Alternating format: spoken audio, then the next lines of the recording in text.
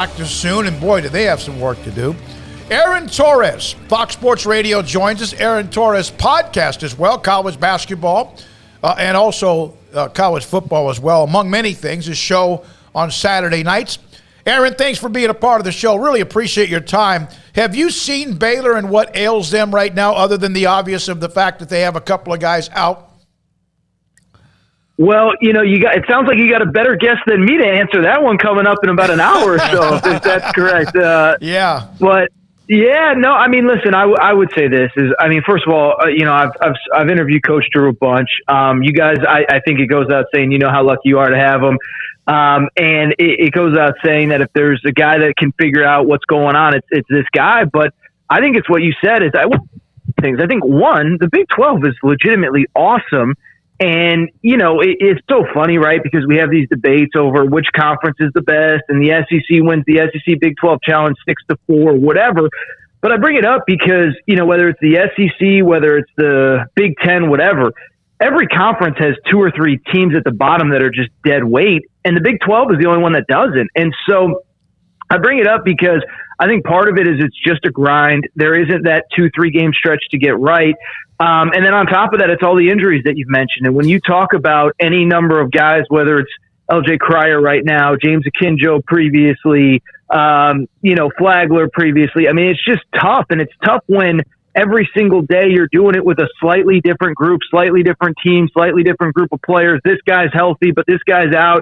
This guy's back, but this guy's now out. It's a tough deal. And so to me, I know obviously Saturday was very disappointing, and I get the frustration of a Baylor fan, but I think that's just the reality is that it's been a great start to the year, but there's been a lot of injuries since then. That's obviously something that's out of Coach Drew's control.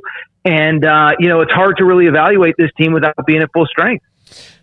Based on what you just said, you could kind of say this about a couple teams in the Big 12, but with Baylor, if they get healthy and, when they get to stop playing the Big 12 in the tournament, same with Kansas and same with Tech, does that make them more dangerous because now they don't have to play each other anymore? Does it make them more dangerous in the tournament? In that the fact that maybe they can play a little looser because they're not in the teeth of this conference, which is just eating. They're kind of all eating their young right now.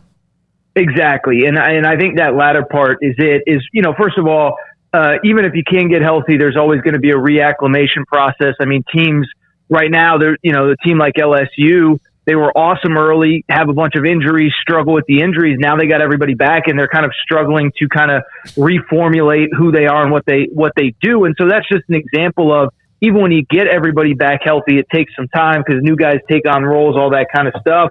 But, I don't know if it was a direct question that you asked there, but do I think that if they're healthy, they can go on a run here the back half of this season into the Big 12 tournament, into the NCAA tournament? I think the answer is absolutely. And, one, we saw how awesome they were at full strength earlier this year. We saw what the defense is all about.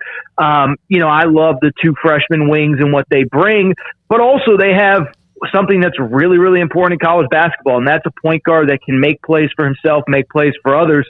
It's interesting. I was actually in Tucson last week for the Arizona-UCLA game, and the administrative staff, the coaching staff that was there last year that have stayed over, some of them for Tommy Lloyd, for Sean Miller, just are still raving about James Akinjo and what he brings to a team and his kind of mental toughness, his physical toughness, all that good stuff. So, if Baylor can get healthy, down the stretch, I think it'll obviously take a little while to get everybody reacclimated, but the combination of the defensive presence of the guys down low, the defensive presence of the guys on the wing, and probably having the better point guard in the game with James Akinjo, I think that makes Baylor as dangerous as anybody if they can, in fact, get healthy.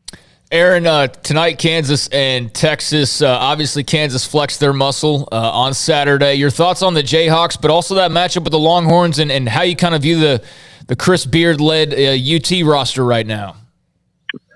Well, Texas to me is the more interesting one. I saw that they opened as a slight favorite in Vegas, and now Kansas is a slight road favorite. I think Texas is really interesting, and I think Texas is kind of interesting in the dynamic of what Texas Tech is doing. I mean, you guys obviously saw Texas Tech, up close and in person a few weeks ago. And I don't know that Mark Adams is the national coach of the year, but I think he's probably the Big 12 coach of the year.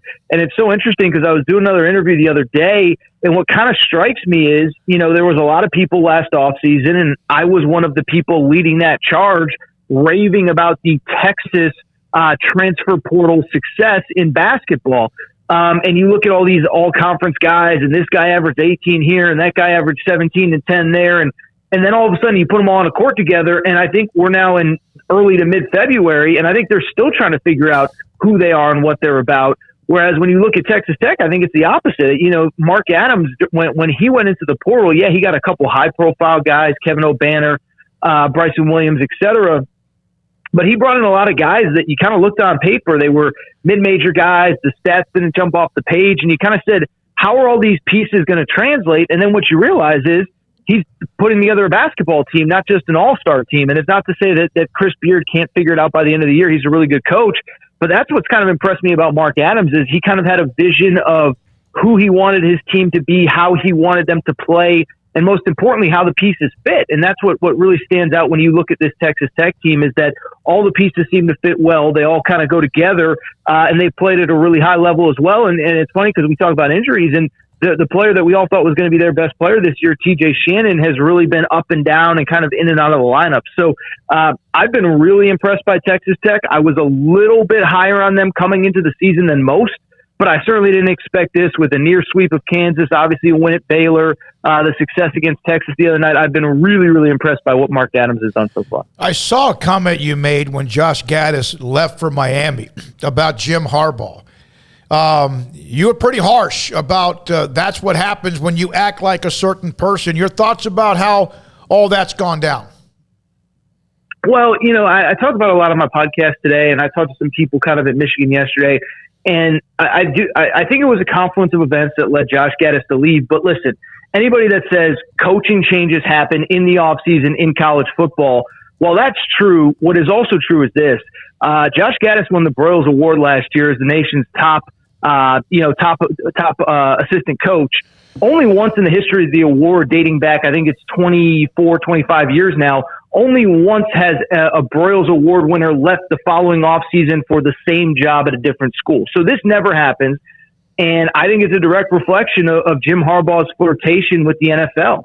And you kind of put two and two together, the fact that, Harbaugh did this late in the process. I mean, it's one thing, the story leaks right after the college football playoff, you kind of see if there's anything out there. But for him last week to, on National Signing Day, fly to Minnesota expecting to get that job, and I think from all reports is that he went in there expecting to leave with a job offer and a new job in hand. I don't know how that couldn't rub the other staff, the rest of the staff, the wrong way. And then you kind of look at Josh Gaddis' comments about administrative support. It makes you think that maybe he wasn't in line to get the head coaching job if Harbaugh left the way that some people had kind of reported and stuff like that. And so when I just look at this, I think this is on Harbaugh. I mean, if Harbaugh after the season had said, look, I'm going to give this a week or two, see if there's anything out there. I have to do this for my family, my due diligence. I think everybody understands. But when, when two or three jobs are leaked with his name attached to them, the Bears and the Raiders, neither team does so much as interviews him. And then a week later, a week before signing day, he seeks out the Vikings and then, oh, by the way, goes and interviews with them on National Signing Day. And I know it was the second one, and I know most of the class was locked up. I get all that. I just thought it was, frankly, a little bit selfish on his part. But beyond that, I can't blame a Josh Gaddis for making that decision. I've been told there's other guys that are starting to look around as well, basically saying, like, look, we understand this is part of the business, but we got families and we got livelihoods too. This guy doesn't seem very committed to us. We got to make sure to look out for our own selves. Aaron, who has a better chance of being the Auburn head coach on March 1st, me or Brian Harsin? Listen, guys, it's so funny, right? Because I don't know how old you guys are. We've all been doing this a little while, whatever. And you hear these certain narratives, and, one of the narratives is right in your home state about maybe those Longhorns and how they run their athletic department, they run their football program. And it's the same with Auburn. And sometimes narratives get out and they're not really true. But in the case of Auburn fans and Auburn's fan base and the booster, it's just insane. It's like, listen, I get that things have not gone well. I get that you've gone through now 5 coordinators and you have a bunch of players enter the transfer portal. But this is year one. And for all of this stuff to kind of break and leak and all this stuff, I'm not saying that Brian Harsin is the guy, but if you fire Gus Malzahn and pay him $20 million last year, and oh, by the way, you're now paying this guy however much, $4, $5, $6 million a year, you got to give him more than a year to figure out if it's going to work. And oh, by the way, at one point last year, he was 6-2, and his only losses were to Georgia and at Penn State. And so I know it fell apart late. I know it ended with a 5-game losing streak. I understand all that. And I'm not here to sit here and say that he is the guy that's going to go toe for toe to Nick Saban. He just needs another year or two. But at the same time, if you hire a guy, you got to give him more than 1 year. And so to answer your question, that's the sad part is I can't answer your question. I don't feel great answering your question. I would probably say Brian Harsin by an edge of like 55% to 45%. But, it seems to me, and I kind of threw this out there this morning, that for all intents and purposes, they're trying to figure out a way to either get out of paying his buyout or convince him to take a reduced buyout, kind of the way, Chris Mack did in basketball a few weeks ago and stuff like that. So it's a weird deal down there. And like I said, sometimes, you hear these narratives about a certain fan base or this or that program or this. But the Auburn one is absolutely true. Those people are, they're very passionate. I don't want to say anything disrespectful. Let's just call them very, very passionate and very, very caring of their Auburn football team. It's a good thing they're a basketball school, huh, Aaron? Yeah. That's what I was going to say, yeah. Well, it's funny because I was about to say that, and I realized I was going long. It's like the best thing that they got going for them is Bruce Pearl's kind of deflecting some stuff going on with the football team right now. I mean, if they're this mad now, imagine if they were in 9th place in the SEC in basketball, how they'd be at. I mean, Brian Harsin might have been fired a month ago. So it's just crazy, man. It's just crazy. And like I said, with the Harsin stuff, I get it. Like, I can't sit here and defend 5 coordinators in 14 or 15 months on the job. I can't defend 20 players in the portal. But also, if you dig into it, there's a lot of players that have come to Harsin's defense. Yeah. I had a family member reach out to me today basically saying that, he pushes the kids hard, but the kids that are bought in are fully bought in. So it's one of those deals, guys. I know I'm going along with the answer here, but I get both sides, but I mean, come on, you hire a guy, you got to give him more than 1 year to see if he's the guy or not. Yeah, and they're going to be digging for as much dirt as they can, and that's kind of and the that's fact, what yeah, and that sucks, and especially if it's just to find anything. Thank you a lot, Aaron. Appreciate your time. Again, Saturday, 10 o'clock Central. Is that correct with Arnie? Is that right? All right, so Central Time. We're actually on an hour earlier now, and Arnie. I don't know if you guys know Arnie because he used to work in Dallas for many years, but he actually decided to take off Saturdays now. So it's myself and Jason Martin doing the National Recap Show, which is 10 to 2 a.m. Eastern, which I guess would be 9 to 1 a.m. Central Time, Fox Sports Radio. On Fox Sports Radio. Aaron, thanks for your time. We appreciate it. The knowledge, the insight. Have a great day. All right, fellas. Thank you both for having me. Talk soon. You too. Aaron Torres, Fox Sports Radio, at Aaron_Torres on Twitter, and also